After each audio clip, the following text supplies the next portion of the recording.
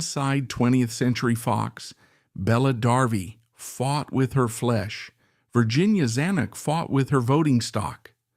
Bella was a desperate gambler bleeding on the casting couch to outrun her debts. Virginia was the untouchable aristocrat who physically owned the studio's financial leash. When the purchased mistress paraded into the billionaire's mansion wearing Darvi, a screen name grotesquely stitched from the husband and wife's own names, Virginia didn't throw a tantrum. She executed a flawless corporate freeze. Bella traded her youth. Virginia leveraged her equity. Bella begged for a role. Virginia locked the studio gates. The mistress clawed for the Hollywood throne, thinking she was a rival queen in a sexual blood sport. She never realized she was an expendable pawn walking into a boardroom, completely oblivious to the woman who actually controlled the ledger. At the dawn of the 1950s, Darryl F. Zanuck operated as the undisputed monarch of 20th Century Fox. He governed a sprawling city of soundstages and contracted human beings operating with a God complex so profound it bordered on the pathological. He viewed his actors as highly depreciating corporate assets. They were acquired to generate revenue and utilized until their box office value expired. For the women of 20th Century Fox, working conditions were dictated by a predatory hierarchy. Every afternoon at 4 o'clock, Zanuck locked his office doors. Young, desperate contract players were ushered into his private quarters for what were not script readings but transactions. He institutionalized this exploitation, believing his position granted him unrestricted access to his employees. Executives timed their schedules to avoid crossing his path, acutely aware that his temper dictated their job security. He mandated strict weight limits for his female stars, ordering daily weigh-ins supervised by studio doctors. If a contract player gained even 2 pounds, her salary was immediately suspended until she starved herself back to his precise specifications. He operated under the supreme delusion that he was the sole architect of reality, insulated from all consequences. He believed he owned everything he touched, but he suffered from a fatal blind spot. He forgot who owned him. Virginia Zanuck was the silent, terrifying bedrock of the 20th Century Fox empire. The public knew her as the dutiful, elegant wife, the gracious hostess who threw lavish parties for the Hollywood elite at their beach house. The public narrative portrayed her as an appendage to her husband's genius, but the reality was entirely different. Virginia Fox was a star long before Darryl Zanuck possessed a shred of influence. In the silent era, she had been a prominent actress, sharing the screen with Buster Keaton. When she met Darryl, he was a struggling gag writer from Nebraska. She had ruthlessly negotiated her own contracts during the lawless early days of the industry, amassing a personal fortune before talkies even existed. While other silent stars squandered their wealth on fleeting mansions, Virginia systematically funneled her earnings into real estate and blue-chip stocks. She understood the mechanics of capital and corporate leverage long before her husband learned how to format a basic screenplay. Virginia had the pedigree, the industry connections, and the initial capital. When they married in 1924, she transitioned from the soundstage to the boardroom, investing in his ambition. As Darryl climbed the vicious ladder of the studio system, Virginia quietly consolidated her position. She did not demand producer credits or her name in lights. She demanded shares. While Darryl concerned himself with the daily chaos of production, Virginia mastered the ledger. She understood a fundamental law of capitalist survival. Beauty is a rapidly depreciating asset, but compound interest and voting stock are immortal. Virginia accumulated a massive controlling interest in the corporation. She was not just Darryl's wife, she was his primary shareholder. She held the financial leash of the entire operation. She was acutely aware of her husband's daily 4 o'clock transgressions. She viewed his infidelities the same way a factory owner views the cost of machine lubricant, a messy reality required to keep the executive functioning. She understood the caste system of her environment. The girls on the casting couch were temporary rentals who could not sign checks or liquidate assets. They traded their flesh for a fleeting spotlight, unaware their existence was subsidized by the woman reviewing the quarterly earnings reports. Virginia maintained her regal composure because she owned the casino. This deeply cynical equilibrium survived for decades because Zanuck kept his transactions compartmentalized. The studio was for his appetites, the mansion was for his legacy.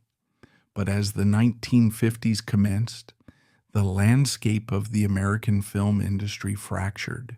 The Paramount decree and the invasion of television caused box office revenues to hemorrhage. The financial panic within 20th Century Fox triggered a psychological crisis in Zanuck. Accustomed to total dominance, his shrinking empire made him desperate for a distraction. He needed to prove he still possessed the magic touch, that he could forge a new goddess from nothing. He sourced his new raw material not from drama schools, but from environments steeped in desperation.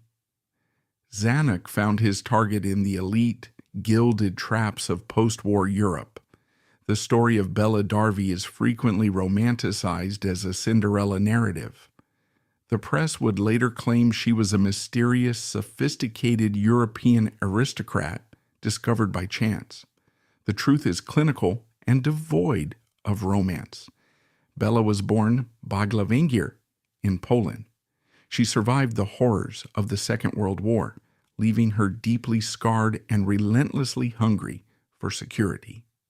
Her teenage years were spent imprisoned in a Nazi concentration camp, an environment where survival depended entirely on lethal, momentary strokes of luck. This profound trauma permanently short-circuited her ability to process risk or value currency.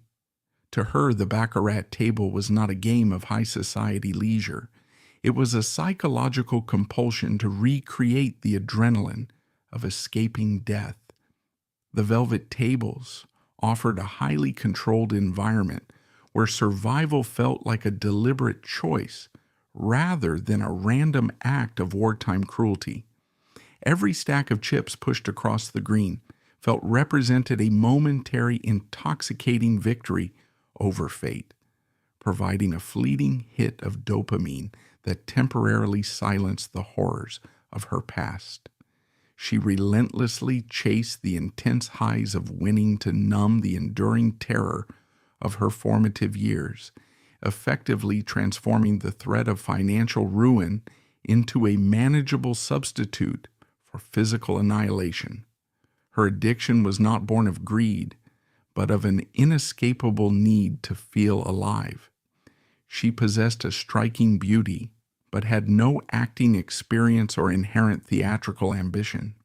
What she possessed was a severe, crippling addiction to gambling.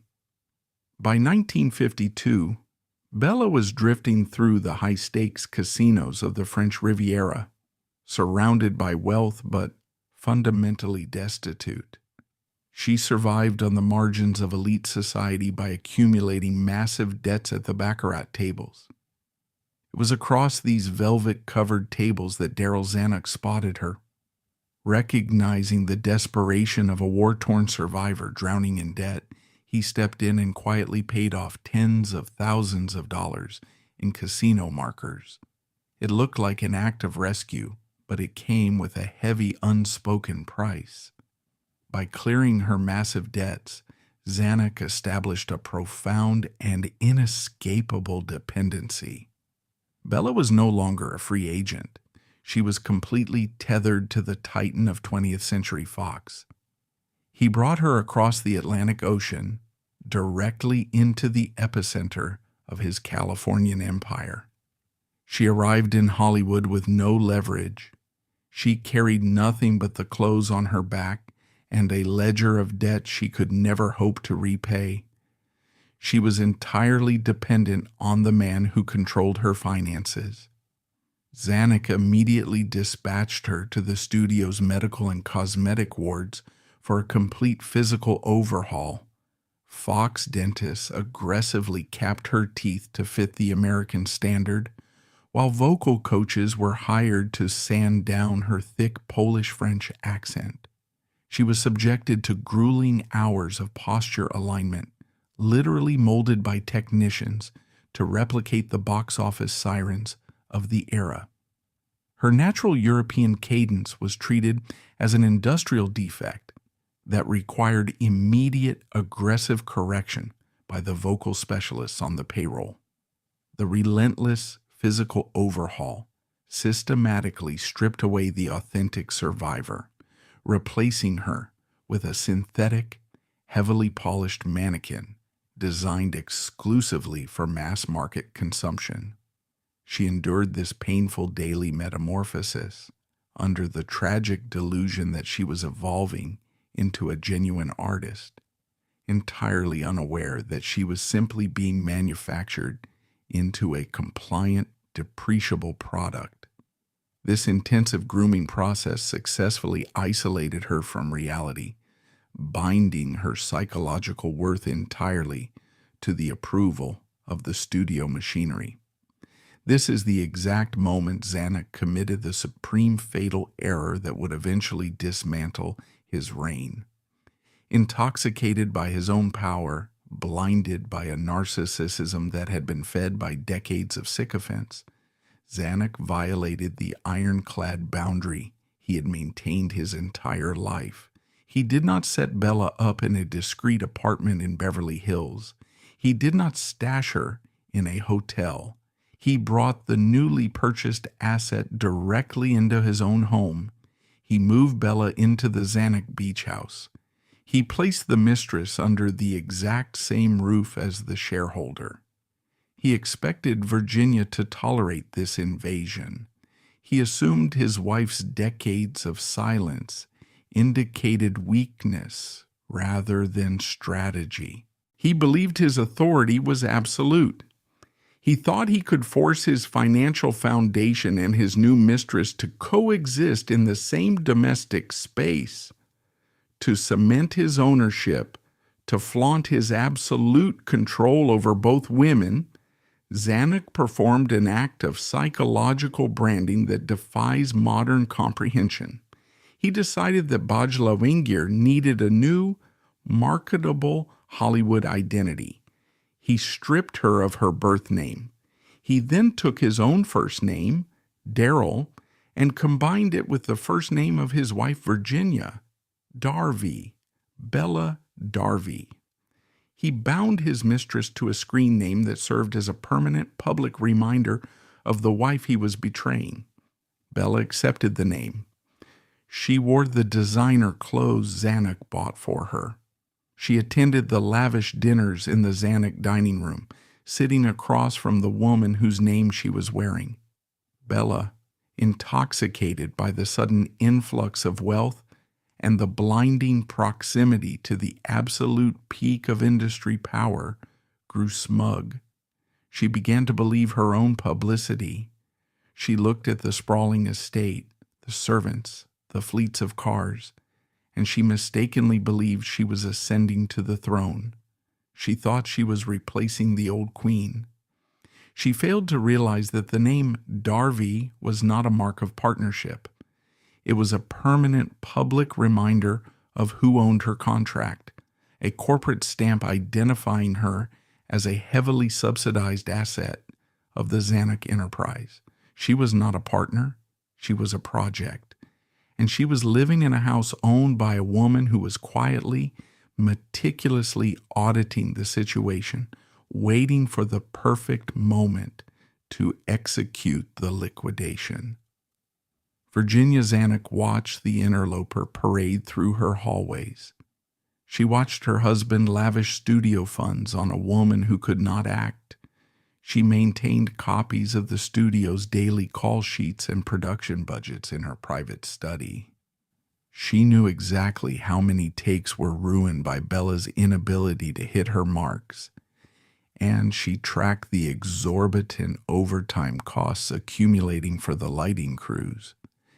Every botched scene on the soundstage was meticulously logged by Virginia as a direct dereliction of her husband's executive duties.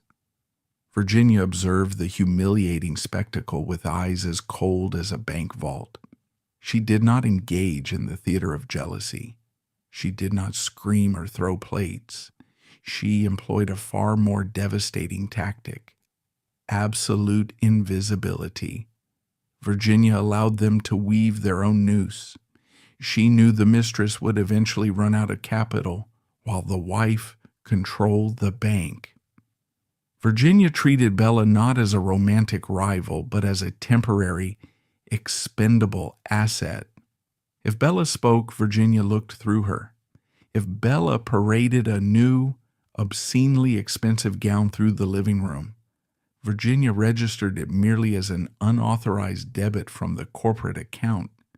Virginia did not shed a single tear over her husband's infidelity, because tears are an admission of defeat. Crying signals to the board of directors that the shareholder is emotionally compromised. Virginia operated with the clinical detachment of a chief financial officer monitoring a reckless expenditure. Virginia understood that Darryl's obsession with Bella was not a grand romance. It was a symptom of his fading power. Darryl was terrified of his own mortality and the shifting economics of the 1950s film industry. He needed to prove he could still manufacture a star from nothing. Virginia allowed him to conduct his experiment under her roof because keeping the asset contained was safer than letting Darryl run wild across Europe. She allowed the charade to continue, auditing the situation daily, waiting for the experiment to inevitably fail. And the experiment failed spectacularly. Darryl Zanuck mobilized the entire colossal machinery of 20th Century Fox to force Bella Darvi down the throats of the global audience. He did not simply give her a screen test, he handed her the lead role in a massive multi-million-dollar historical epic titled The Egyptian. The production was a logistical behemoth designed to rival the grandeur of ancient Rome and secure the financial future of the studio.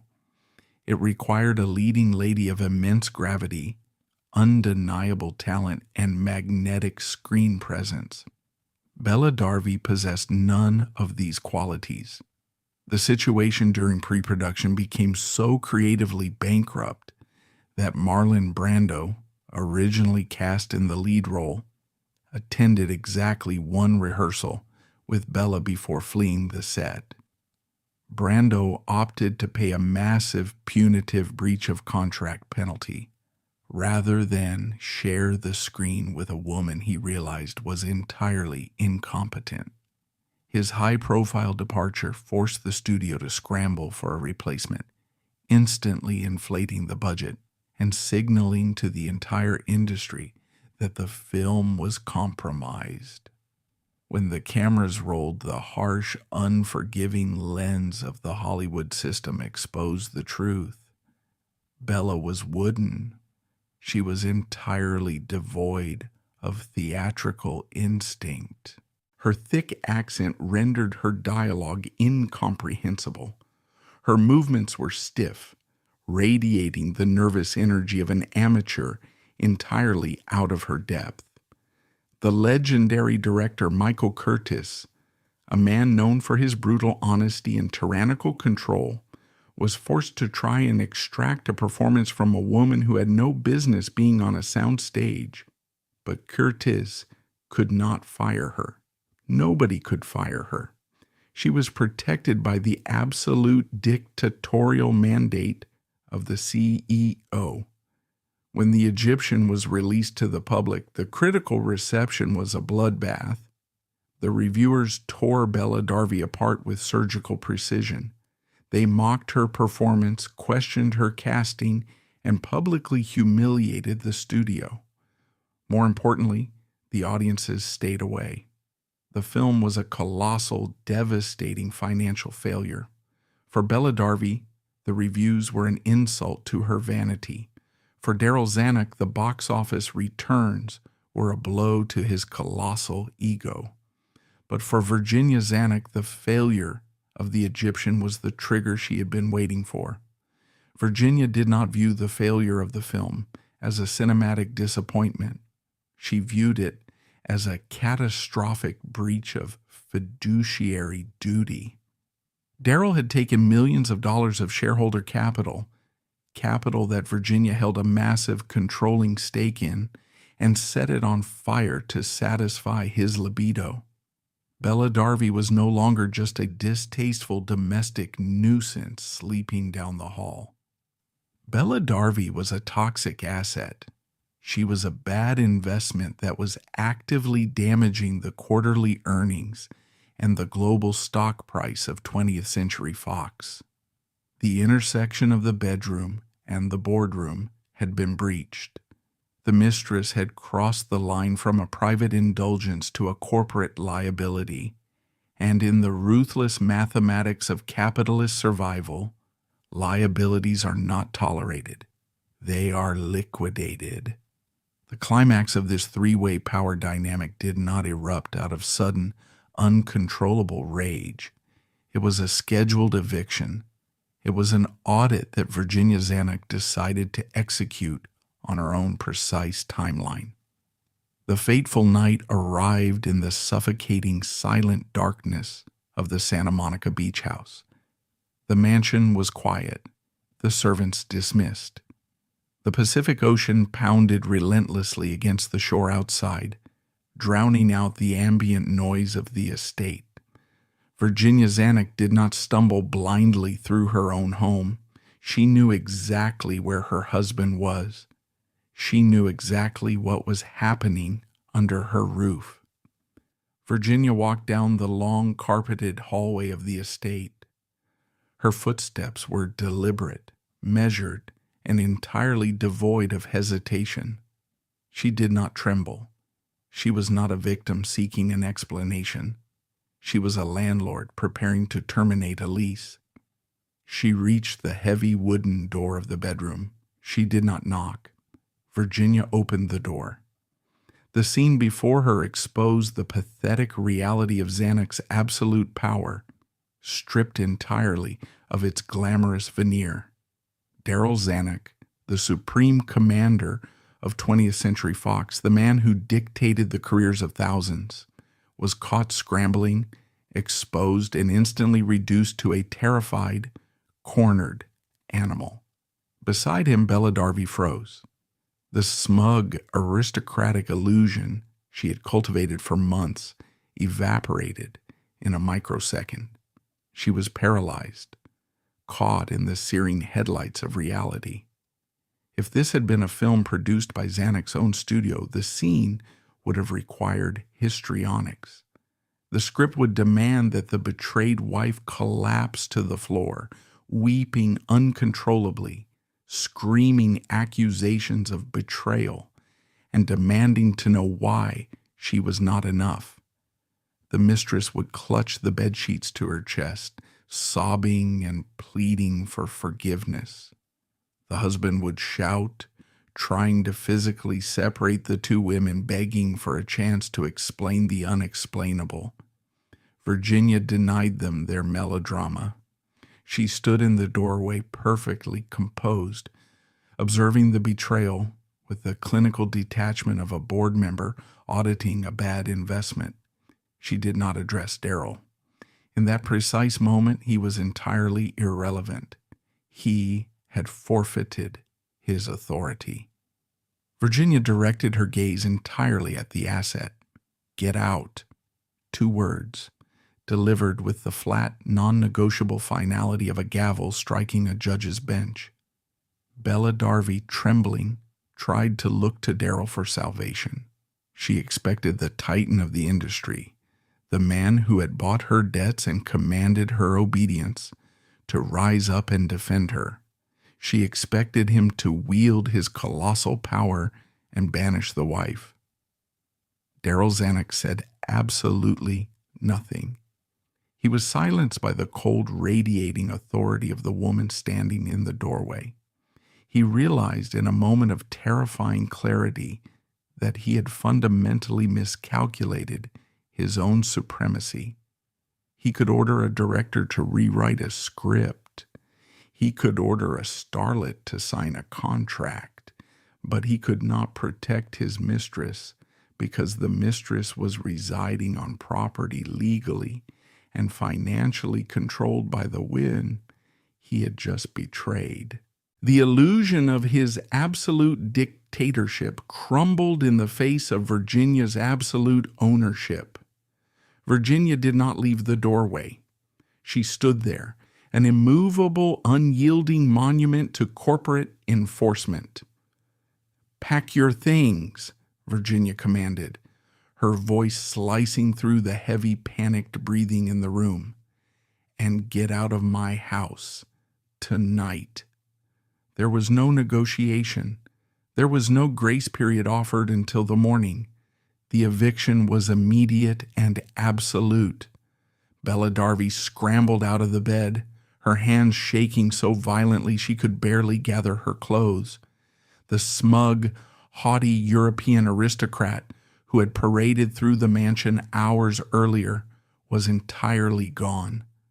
She was replaced by Bajla Wangir, the desperate, terrified gambler who had just lost the biggest bet of her life. The sudden, violent shift in the domestic power dynamic instantly stripped away the glamorous, untouchable facade she had so carefully constructed. In the chilling, suffocating silence of the bedroom, she finally recognized that her supposed influence over the supreme studio boss was an utter pathetic fabrication. She had traded her body for a false sense of permanent security, arrogantly assuming her youth and sexual allure could somehow outmaneuver decades of deeply entrenched corporate wealth. The clinical, unblinking gaze of the actual primary shareholder illuminated the devastating, undeniable truth of her own complete expendability within the institutional hierarchy. Bella moved frantically, trying to gather the expensive jewelry, the designer gowns, the tangible evidence of her brief, illusory reign. Virginia stopped her. With the precise, calculating eye of an auditor, Virginia made it unequivocally clear that Bella was not permitted to strip the corporate assets. The dresses, the jewels, the luxury items purchased with Zanuck money remained in the Zanuck house. Bella was allowed to take only what she had brought with her. Virginia ensured she left with only what she had brought, ruthlessly stripping her of the glamorous illusion Darryl had financed. Bella Darvi was pushed out into the cold, damp California night. She walked out of the front doors of the Santa Monica estate, carrying a hastily packed bag, her physical body trembling from the shock of the sudden, violent severing of her financial lifeline. Behind her, the heavy wooden doors of the mansion slammed shut. The sound echoed in the salty air, a definitive, percussive full stop to her Hollywood illusion. Standing on the driveway, isolated and exposed, Bella Darvi realized the terrifying, crushing weight of her reality. She was entirely alone in a foreign country. She had no money of her own. She had no genuine talent to fall back on. The name Darvi, the brand that she had proudly worn as a badge of honor, was completely worthless. It was a currency that held absolutely no value outside the protective walls of the estate she had just been expelled from. She had believed that sleeping with the CEO granted her a share of the empire. She learned in the most brutal, humiliating manner possible that sexual leverage is a temporary lease, easily revoked the moment the true shareholder decides to foreclose on the property. Inside the mansion, Darryl Zanuck was left standing in the wreckage of his own hubris. The power dynamic of his entire existence had shifted tectonically in the span of 5 minutes. He had believed he was the master of his universe, immune to consequence. Virginia had just proven to him that he was merely an employee of his own corporation, subject to the veto power of the woman who held the stock. The physical expulsion of Bella Darvi from the beach house was only the opening salvo. Virginia Zanuck had cleaned her house. Now she prepared to clean the industry. The eviction was merely the tactical response to a domestic breach. The true punishment was systemic. Virginia was about to execute a professional blacklist with a level of financial precision that left Fox executives terrified. The mistress was on the street, but the tyrant was still breathing. Darryl Zanuck, humiliated and enraged by his sudden loss of control, would attempt to retaliate. He would attempt to use his massive wealth to save his bruised ego and resurrect his damaged asset. He was about to initiate a transatlantic war of attrition, fully believing he could outspend his wife. He was about to walk directly into the most lethal, suffocating financial trap ever laid in the history of the Golden Age. Virginia Zanuck was not just going to take his mistress away. She was going to freeze his empire, lock his bank accounts, and systematically drain the capital until both the mogul and the mistress choked on their own arrogance. The morning after the eviction, the Santa Monica beach house was entirely devoid of the chaotic, frenetic energy that usually accompanied a Hollywood scandal. There were no shattered glasses on the floor. There were no hastily packed suitcases left in the hallway. There was only a chilling, immaculate silence. Virginia executed the physical removal of the mistress with the clinical precision of a corporate audit. The house was clean, but the war had only just transitioned from a domestic skirmish into a transcontinental corporate siege. Darryl F. Zanuck woke up in a state of profound, unprecedented psychological shock. For 30 years, he had operated under the absolute, unshakable delusion of his own omnipotence. He was a man who dictated the cultural consumption of the globe. He was accustomed to directors trembling in his presence, to actors altering their physical appearances to suit his whims, and to a board of directors that rubber-stamped his most exorbitant expenditures. He had believed his authority was a natural law, a gravitational force that bent reality to his will. But Virginia had just broken the laws of his physics. By standing in the doorway and banishing his prized acquisition into the damp California night, she had publicly, undeniably castrated him. She had proven that his dictatorship ended at the threshold of the property she legally controlled. A rational man, a man capable of self-reflection, might have paused. He might have surveyed the wreckage, recognized the lethal financial leverage his wife possessed, and attempted a tactical retreat. He might have severed his losses, abandoned the failed Bella Darvi experiment, and focused on securing his position at the head of 20th Century Fox. But Darryl Zanuck was not a rational man. He was a textbook megalomaniac whose entire identity was entirely dependent on the perception of his own supremacy. To remain in California, to walk back into his green-hued executive office while the entire studio whispered about his humiliating domestic defeat was impossible. He could not tolerate the visual evidence of his subordination. He needed to prove to himself and to the industry that he was still the undisputed master of his universe. If he could not rule the Santa Monica beach house, he would simply abandon it. Zanuck initiated a catastrophic capital flight. He did not formally resign from 20th Century Fox. He did not arrange an orderly transition of power.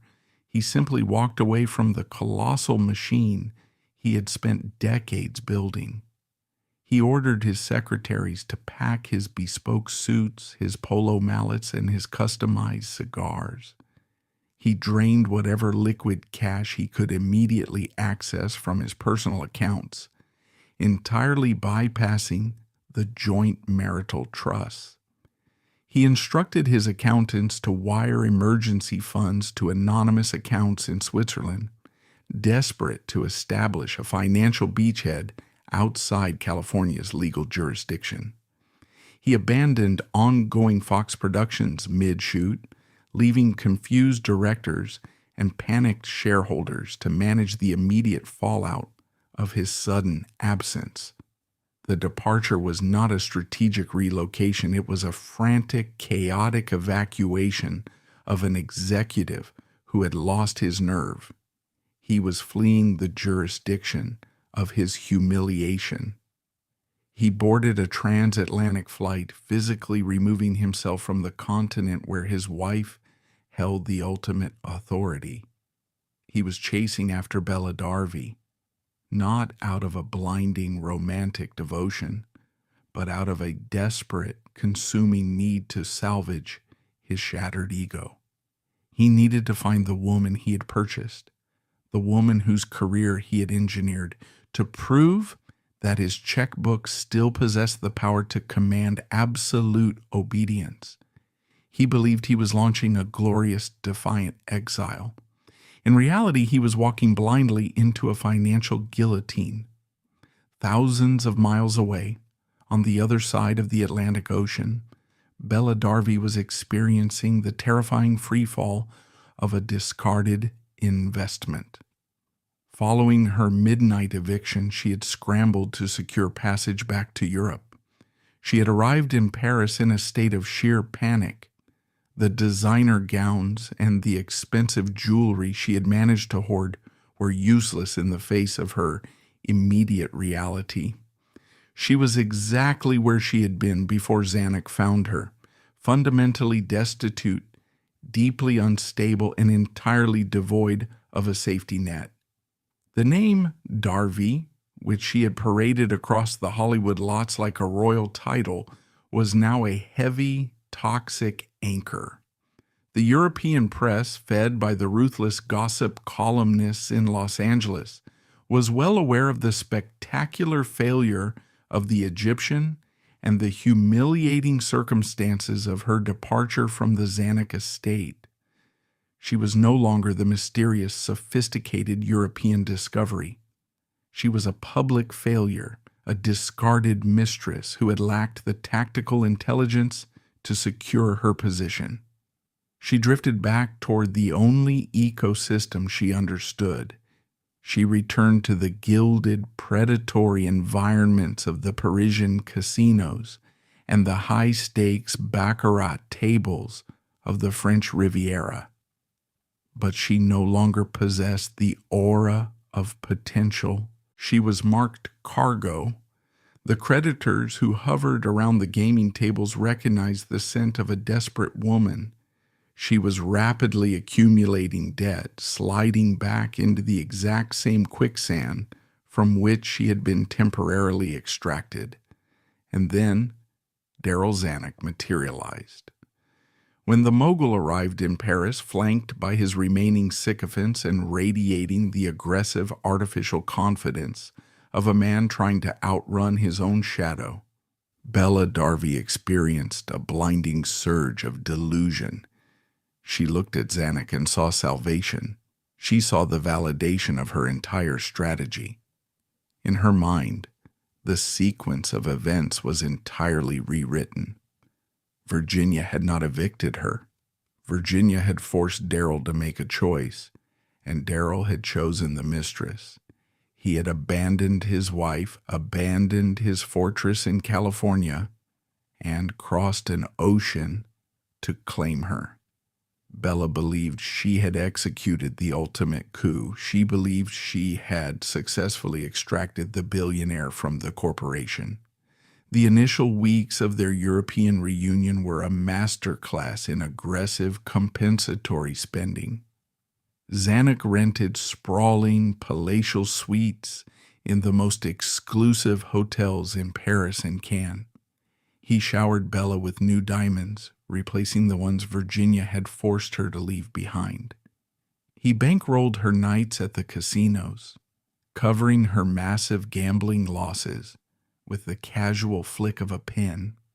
He threw lavish, decadent parties, inviting the European aristocracy and the expatriate Hollywood elite, desperate to project the image of a man completely unbothered by the chaos he had left in his wake.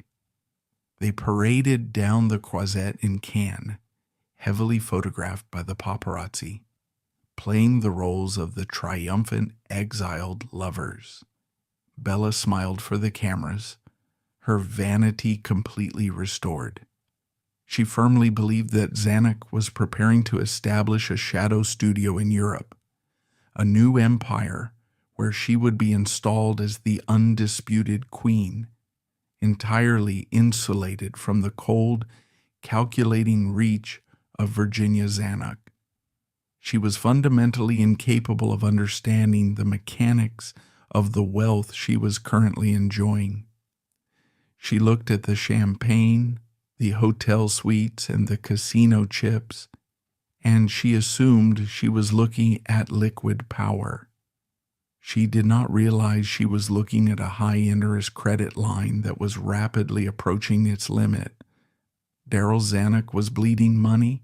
His spending was not a display of infinite wealth. It was a psychological hemorrhage. He was using cash to plug the massive gaping hole in his authority. But as the weeks dragged on, the adrenaline of the escape began to dissipate, replaced by the creeping, suffocating realization of his actual legal position. Zanuck needed to solidify his new reality. He needed to prove to the board of directors at 20th Century Fox, to the Hollywood establishment, and most importantly, to his own bruised ego, that he was the architect of this transition. He needed to formalize his separation from Virginia to legally claim Bella. He needed to execute a divorce. In the mind of Darryl Zanuck, a divorce was simply another corporate restructuring. It was a contract renegotiation. He assumed he would deploy his aggressive teams of litigators, offer Virginia a generous multi-million-dollar settlement, divide the tangible assets, and sever the legal ties. He would absorb the financial hit, liquidate a portion of his stock, and emerge as a free agent, entirely unencumbered and ready to install Bella Darvi as his legitimate legal partner. He initiated the communication.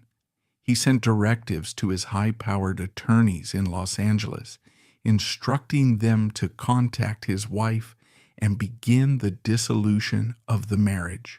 He prepared for a battle over the settlement figures. He prepared for anger. He prepared for negotiations. He was entirely unprepared for a brick wall. Back in California, Virginia Zanuck was not sitting in a darkened room, mourning the loss of her marriage. She was not consulting with therapists or seeking the comfort of her socialite friends. She was sitting in the immaculate, sunlight-flooded study of the Santa Monica mansion, surrounded by corporate attorneys, forensic accountants, and wealth managers. She was reviewing the structural integrity of the 20th century Fox empire. Virginia understood the legal architecture of her marriage better than the man who had proposed it. The state of California operated under strict community property laws. Her attorneys compiled a comprehensive inventory of every studio camera, every reel of unreleased film, and every physical acre of the Fox backlot. They drafted injunctions ready to be filed at a moment's notice, warning Darryl's bankers that any attempt to liquidate his shares would trigger a massive, paralyzing lawsuit. Virginia effectively transformed the entire state's legal code into a private security force guarding her assets. This meant that the immense wealth accumulated during the decades of their marriage, the real estate, the liquid capital, and most crucially, the massive blocks of voting shares in 20th Century Fox, were jointly owned. They were legally intertwined. If Virginia granted Darryl a divorce, the marital estate would be forced into liquidation. She would receive half the empire, guaranteeing unimaginable luxury. But she would also be handing Darryl the exact liquid capital he needed to fund his European delusions and legitimize his mistress. Virginia didn't care about luxury. She cared about corporate control. When Darryl's attorneys presented the framework for a settlement, Virginia's response was a non-negotiable blockade, absolutely no divorce. Keeping the marriage intact meant the assets remained undivided. Darryl suddenly discovered his massive wealth was entirely theoretical. Locked inside joint trusts, he could buy champagne on expense accounts, but he couldn't liquidate stock. Virginia hadn't just denied him a separation. She had demoted him into a highly paid employee whose ultimate financial destiny was controlled by his estranged wife. When this reality reached Europe, the atmosphere in Zanuck's palatial suite shifted from arrogant defiance to suffocating panic. His lawyers confirmed that unless he could prove extreme mitigating circumstances, Virginia held absolute veto power. She was prepared to engage in decades of stalling litigation. She possessed the patience of a glacier, and she was perfectly content to let the assets remain frozen indefinitely. The psychological toll on Zanuck was catastrophic. The man who had fled California to prove his absolute authority realized he had walked directly into a trap. He was trapped in a gilded cage of his own making, stranded in Europe with a mistress he could not elevate, and an ego he could no longer afford to feed. His aggressive spending began to slow, replaced by a dark, brooding, volatile resentment. The champagne tasted metallic. The casino floors lost their allure. He was a king who had lost his treasury.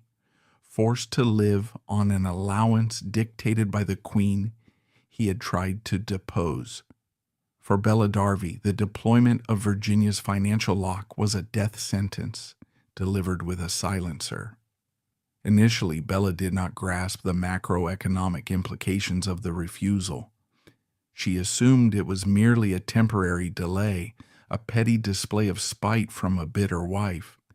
She continued to demand the luxuries she believed she was entitled to. She continued to rack up debts at the baccarat tables, fully expecting Zanuck to silently clear the ledgers. But the subtle shifts in Zanuck's behavior began to pierce her delusion. The mogul who had once eagerly purchased her debts was now scrutinizing the bills.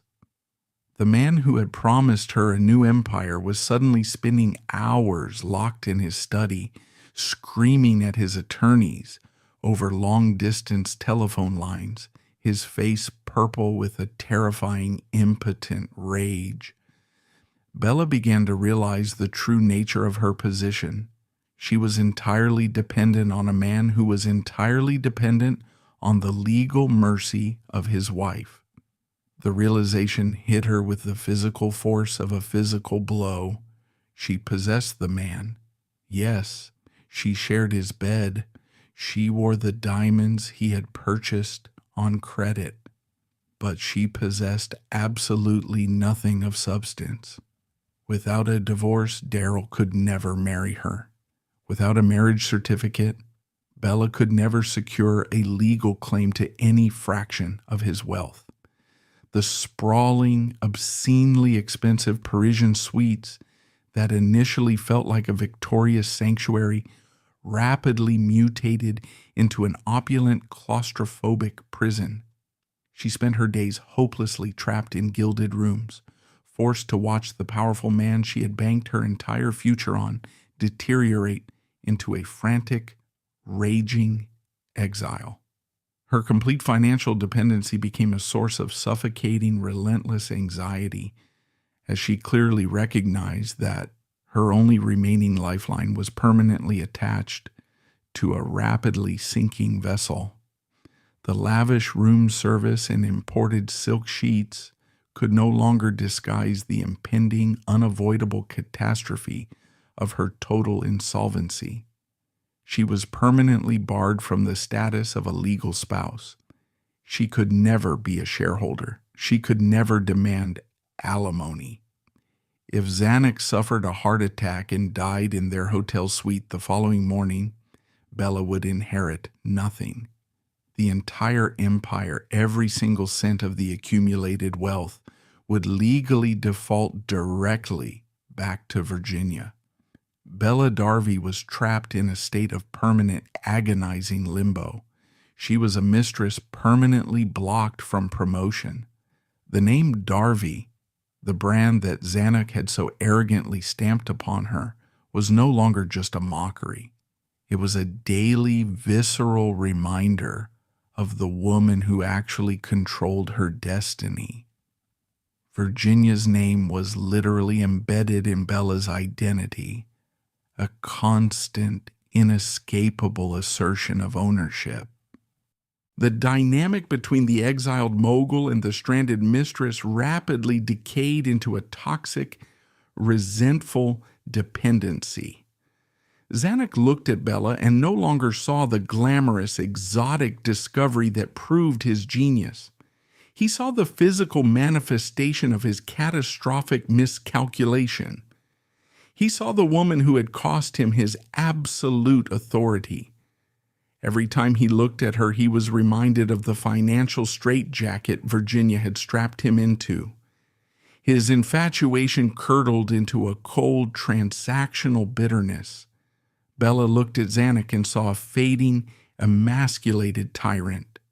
The illusion of his omnipotence had been shattered. He was not the god who could command reality. He was a desperate, aging man throwing tantrums in a hotel room because his wife refused to sign a piece of paper.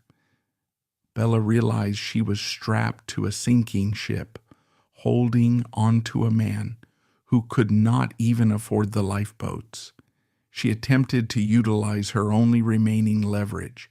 She tried to manipulate his desires, to use the sexual currency that had secured her position in the first place. But the currency was heavily depreciated.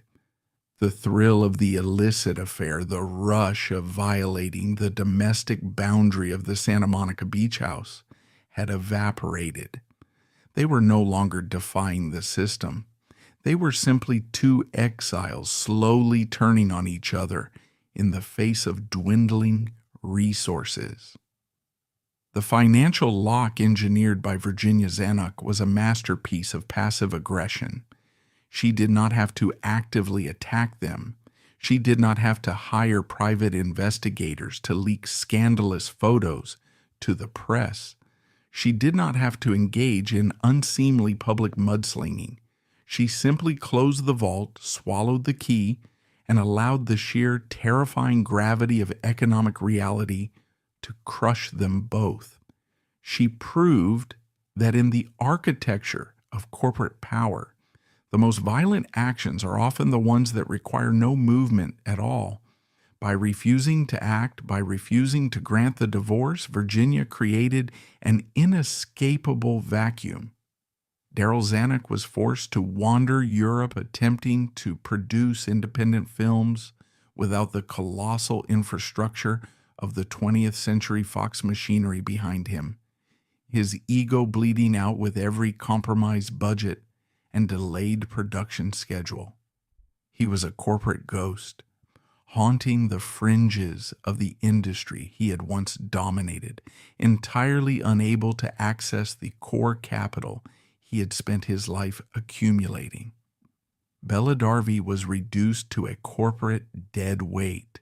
She was a biological liability that was costing the company money but generating absolutely zero return. She had gambled her entire existence on the assumption that a man's libido was stronger than his bank account. She learned that a man will sacrifice almost anything for sex until the moment it threatens his capital. The blockade was perfectly executed. The financial strangulation was complete. But Virginia Zanuck was not a woman who left a job half-finished. Locking down the assets and forcing the mistress into permanent, unrecognized exile was the internal domestic solution. It protected the wealth. It protected the family trusts. But it did not address the public insult. It did not address the fact that Bella Darvi had dared to walk into the Santa Monica mansion and attempt a hostile takeover of the throne. Virginia Zanuck was a woman of the industry. She understood that financial ruin is a private misery, but professional annihilation is a public execution. Bella Darvi still possessed the delusion that she was an actress. She still harbored the desperate, pathetic hope that her brief association with Darryl Zanuck would afford her access to the European film markets, or perhaps a quiet return to the secondary studios of Hollywood. She still believed she could work. She did not realize that the paper refusing the divorce was only the first document Virginia Zanuck had drafted. While Darryl and Bella were suffocating in their European hotel suites, slowly realizing the trap they had walked into, Virginia was mobilizing her vast, silent network of industry contacts. She was preparing to leverage her position not just as a wronged wife, but as a major controlling shareholder of one of the big 5 studios. Virginia was preparing to demonstrate the true reach of her institutional power. The mistress had been evicted from the house and locked out of the bank accounts. Now, she was about to be erased from the cinematic map entirely. The financial lock had secured the present. The professional execution was about to secure history. To execute a career within the Hollywood studio system did not require a literal firing squad. It required navigating a tightly knit, impenetrable cartel. The major studios of the 1950s, 20th Century Fox, Metro-Goldwyn-Mayer, Warner Brothers, Paramount, were fiercely competitive corporations on the balance sheet. They fought viciously for box office supremacy, for distribution rights, and for the acquisition of prime real estate. But above the soundstages, in the exclusive, rarefied air of the executive boardrooms and the gated estates of Beverly Hills, these rival corporations operated as a tightly knit, highly impenetrable cartel. The men who ran these studios and the wives who managed their social and financial estates constituted a ruling class. They functioned with a distinct, ruthless class solidarity. The wives of rival executives, women like Edie Wasserman and Irene Mayer Selznick, dictated the social currency of Beverly Hills. They controlled the invitation list to the industry's most crucial networking events, private dinners, and charity galas. By silently agreeing to support Virginia, they ensured Bella would never again step foot inside a Los Angeles establishment where business was conducted. They understood that the stability of their entire ecosystem relied on maintaining the domestic and corporate hierarchy. An attack on the foundational structure of one empire was viewed as a potential threat to them all. When Bella Darvi walked into the Santa Monica beach house and attempted to usurp Virginia Zanuck, she did not just insult one woman. She committed a crime against the established order of the oligarchy. She was a reckless interloper who had dared to challenge a primary shareholder. The doors of the Hollywood casting offices slowly, silently closed. It was not executed with a loud public decree. It was the quiet, impenetrable solidarity of the Hollywood matriarchy closing ranks to protect their own. Virginia Zanuck's status as a silent era pioneer and a major shareholder commanded immense, unspoken loyalty across the rival studios. But Bella's exile was also a matter of cold, commercial mathematics. Her heavy accent, stiff on-screen presence, and the catastrophic box office failure of The Egyptian made her an undeniable liability. The studios simply looked at the risks, looked at the offended wife of an industry titan, and quietly walked away.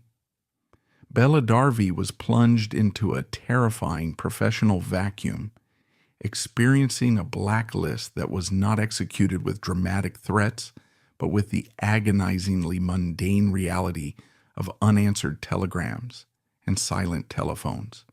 She sat in opulent hotel rooms in Paris or Rome, watching her influence evaporate. It was the slow creeping realization that she had been completely erased from the industry ledger. She was not formally fired by any executive. She was simply rendered financially and professionally non-existent. The transatlantic illusion collapsed rapidly. Darryl Zanuck did not spend a decade fighting for Bella's career. By 1956, he had already cut his losses.